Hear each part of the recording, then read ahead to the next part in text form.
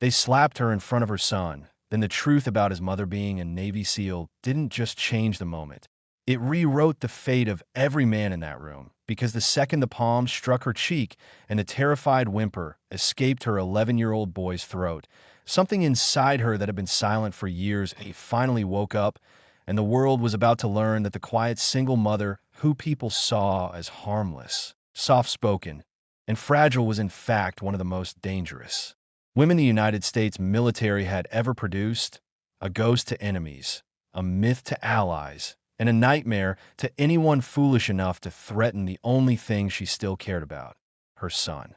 Her name was Avery Hale, and she had spent years hiding in a small town under a new identity, because after her last classified operation, she had been instructed to disappear, to live quietly, to raise her child in peace, because the things she had done in the dark corners of war had earned her not just medals, but enemies, men who swore revenge, men who believed she should have died with the rest of her unit, men who never forgot her face, her precision, her impossible calm under fire. For years things were normal, routine, predictable. Her son, Ethan, went to school, played soccer, laughed loudly, and slept beside his mother on the nights the thunder reminded him of artillery. She cooked meals, worked at a mechanic shop, pretending she barely knew how to turn a wrench, while in reality, she could disassemble and rebuild a rifle in under 47 seconds blindfolded. She wore hoodies to hide her build, walked slow so no one noticed her posture, smiled so no one sensed the steel beneath her skin. But everything changed the moment a black SUV rolled up outside the grocery store where she and Ethan had stopped on their normal Saturday errand, and three men stepped out with a walk that told Avery everything she needed. They were trained, disciplined, coordinated, and hunting. Ethan didn't notice, not at first. His hands held snacks, his smile was bright, and he tugged her sleeve asking if he could get ice cream on the way home. She didn't answer. Her muscles tightened, her breathing slowed, her heart rate dropped. Not from fear, but from instinct. The kind of shift only elite operators experience when survival becomes math. Escape routes, timing, weapon opportunities, civilian proximity, risk calculation, and then confirmation. The man closest to her lifted his hand to his earpiece and nodded once. A signal, a command, proof. They weren't random. They weren't clueless. They knew exactly who she was. When she reached for Ethan's hand, it wasn't fear, it was preparation. She whispered, "Baby, no matter what happens, stay behind me." Ethan frowned. "Mom? What's—" The first man spoke, his voice cold and rehearsed. "Avedi Hale," or should we say, Lieutenant Hale, Omega Unit, Naval Special Warfare. Ethan's eyes widened. His mom froze, not out of shock but restraint. He continued, "We've been searching a long time. You took something from someone very powerful, and now he wants repayment." Avery didn't flinch. "I don't owe anyone anything." The man smiled. "Maybe, but your son does." That's when she moved, or rather, she started to, but another man grabbed Ethan by the back of his hoodie and yanked him away. Avery's eyes changed. Not rage, not panic, but something colder. Something ancient. Something lethal. "Let him go," she said, voice low enough to vibrate bone. The man holding Ethan made a mistake. He shoved Ethan forward and laughed. Ethan stumbled. His knees hit pavement, and then one of them slapped her. Hard. The sound echoed. Ethan screamed, "Stop!" And that was the last human sound any of those men heard before the world turned into a silent, efficient execution. Avery launched forward, not like a civilian mother, but like a trained apex predator. Her knee struck the throat of the closest man before his brain even processed she had moved. He collapsed, clawing at his windpipe. Avery didn't wait. She never waited. She grabbed his fallen body, used his momentum to flip backward, kicked upward, and her heel shattered the second man's jaw. The third man reached for a gun, too slow. Avery's elbow hit his wrist, her palm hit his chin, and his skull bounced off the SUV door. He dropped. Ethan stared, breathing fast, eyes wide, not afraid of his mother, but of how fast the world could change. Avery grabbed his hand. "Move." They sprinted, not away, but toward her truck. She wasn't running from danger. She was moving to prepare for it, because she knew more were coming. The three weren't hunters, they were scouts. When they reached the truck, she strapped Ethan in faster than he could speak. He finally choked out, "Mom, what's happening?" Avery cupped his cheek. Her voice was soft again, but steady. "I'm sorry, baby. I wanted a normal life for you." Ethan whispered, "Are you really a soldier?" She shook her head. "No, I was something worse." As she turned the ignition, her eyes scanned every surface, every angle, every exit. She drove fast, not reckless, but strategically. She needed distance, time, silence. But then, her phone buzzed with a restricted call. She answered on speaker. A voice she never wanted to hear again spoke. "Hello, Hale." Her knuckles tightened around the wheel. Ethan looked at her, scared. "I know where you are. The men you just put in the hospital were proof you're still sharp. But let me be clear, this time, you're not the mission." Avery forced every muscle in her body not to react. "What do you want?" His voice darkened. "Your son." Ethan froze. Avery's voice became a whisper dipped in death. "Over my body." A dark laugh. "Exactly." The call ended. Ethan's chest tightened. "Mom, why?" Avery exhaled slowly. "Because I did something unforgivable once. Something that saved thousands, but destroyed powerful people. And they want revenge, not on me. On the thing I love most." Ethan swallowed. "Me?" She nodded once. He leaned closer. "Then teach me." Avery blinked, surprised. "Teach you how to survive," Ethan said, voice shaking but determined. "Because I don't want to be scared." Something inside Avery shifted. Not pain, not regret, but pride. She nodded. "Okay." But before training, before escape, before protection, she needed gear. The kind locked away. The kind she promised she'd never touch again. The kind civilians never saw. She drove 40 minutes to an abandoned barn in the woods.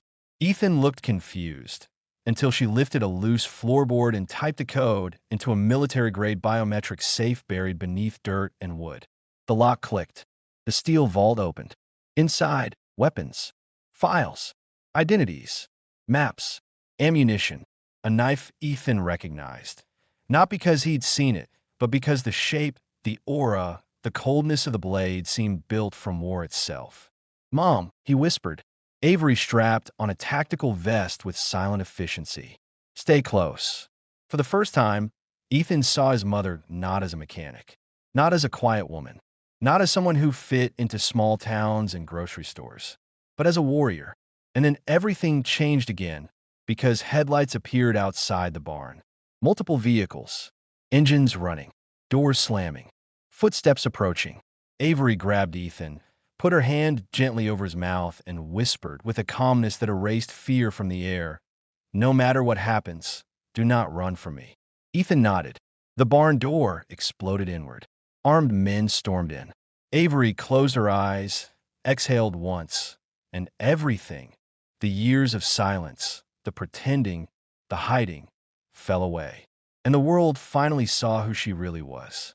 She moved before they spoke, before they aimed, before adrenaline even reached their bloodstream, because real warriors do not wait for fear or permission. They calculate and strike. And Avery's strike was merciless. She grabbed the nearest attacker by the collar and slammed his head into the metal beam beside the door, bones cracking beneath the force as she kicked another square in the knee, dropping him and twisting his wrist until his weapon became hers, and in one smooth motion she fired. 2 rounds, one into the shoulder of a man raising a rifle at Ethan, and the second into the hand of another trying to throw a stun grenade. And as metal clattered onto the dirt floor, Avery's voice sliced the air. "Stand down, or you won't walk out." They didn't listen because men like them never believed a woman could outgun, outfight, and outthink them until it was too late. One charged her. She sidestepped, grabbed his arm, and used his momentum to flip him into the others, and they crashed like falling dominoes as dust filled the barn. Ethan watched everything, not crying, not screaming, just absorbing the truth. His mother wasn't just strong. She was unstoppable. Another man attempted to flank her and whispered into a radio, "Target engaged. She's hostile," requesting. He didn't finish because Avery shot the radio out of his hand and then hit him with the butt of the rifle, and he went down. The barn fell silent except for coughing, groaning, and one terrified whisper. "She's not supposed to be this good." Avery raised her weapon, calm as winter. "You abducted my son. You threatened my life. You hunted me. You should have expected consequences." One conscious man, a leader by posture, not by intelligence, lowered his gun and spoke through gritted teeth. "You have no idea what you're up against." Avery stepped closer, eyes sharp. "You're wrong. I know exactly who sent you." His jaw clenched. She tilted her head. "Colonel Victor Reznov." His eyes widened. Confirmation. Ethan whispered, "Who is that?" Avery exhaled slowly. "A ghost from my past." The man laughed bitterly. "He's not a ghost. He's coming for you." Avery didn't blink. "Then he'll die like the rest." The man spat blood and smirked. "You think you can protect the boy forever?" She leaned down inches from his face, voice colder than any weapon in the room. "I don't think. I know." And she knocked him unconscious. Ethan approached slowly. "Mom, what now?" Avery holstered the weapon and knelt to look him in the eyes. Now he stopped running. Ethan swallowed. "Ow!" She stood and grabbed a black duffel bag from the vault. By becoming the hunter, they left the barn, locking the unconscious men inside, and Avery set a timed explosive charge. Not big enough to kill, but loud enough to send message. As they drove away, the explosion lit the night sky behind them like a warning flare. Ethan sat in silence before asking the question burning inside him. "Why didn't you tell me who you were?" Avery stared ahead at the road. "Because I wanted you to have a childhood, not a target on your back." Ethan nodded slowly. "But I'm a target now." Avery's grip tightened on the steering wheel. "Yes, and because of that, you deserve the truth." She took a deep breath. "Before you were born, I was part of a classified Navy SEAL unit called Omega-6. We were sent on missions that never existed on paper. Missions where failure wasn't allowed and surrender wasn't an option. Reznov was a foreign military commander we crossed paths with during a hostage extraction. He was selling American intelligence to the highest bidder. We stopped him. I put a bullet through his shoulder and saved 43 lives, including his prisoners." Ethan blinked. "And now he wants revenge." Avery nodded. "Not just revenge, humiliation. He wants the world to see me fail." Ethan stared at her. "But you won't." Avery looked at him with a softness she rarely showed the world. "No, I won't." Hours passed. The road stretched endlessly. Ethan eventually fell asleep in the passenger seat, while Avery drove into the mountains where no signals reached and no enemies could find them easily. When they arrived at a cabin hidden beneath pine trees, Avery carried Ethan inside and tucked him into bed. She stood guard, watching him breathe, her expression unreadable, equal parts warrior and mother. But just as her body relaxed for the first time in hours, her burner phone buzzed. Unknown number. She answered. A voice, calm, amused, venomous. "Running to the mountains, Hale?" How predictable. Avery didn't speak. Reznov continued. "You can hide for a day, maybe two, but I have resources, satellites, men, time, and patience." Avery finally spoke. "If you wanted to fight me, you would have come yourself." Reznov chuckled. "Oh, I will. But first, I want to watch you break." Avery whispered, "You'll never touch my son." Reznov replied, "I already have." Avery froze, eyes narrowing. "What do you mean?" Reznov spoke slowly. "He's not just your child. He's leverage." Avery's heart slammed in her chest. "Explain." Reznov smiled through the speaker. She could hear it. "Your son carries something far more valuable than a last name. He carries a secret, one the world would kill for." Avery's blood turned to ice. "What secret?" Reznov whispered. "His DNA." Avery's breath caught, not because she didn't know, but because she had prayed no one else ever would. The line went dead. Ethan slept peacefully, unaware that his life wasn't just in danger because of his mother's past.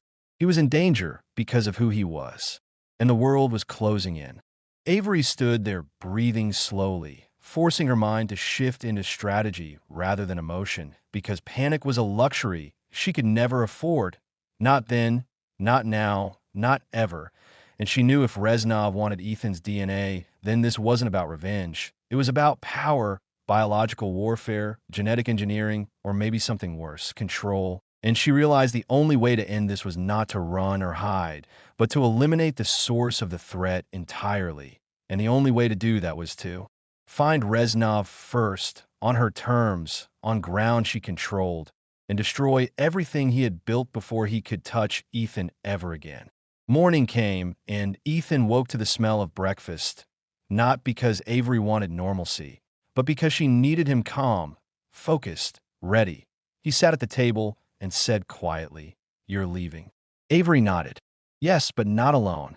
Ethan looked confused until Avery pulled out a comms earpiece. A lightweight vest fitted perfectly to his small frame and a training device designed for field communication. "Mom, am I going with you?" Avery shook her head. "You're staying here in the cabin where you'll be hidden and monitored, but you'll hear everything. You'll learn, and if something happens to me..."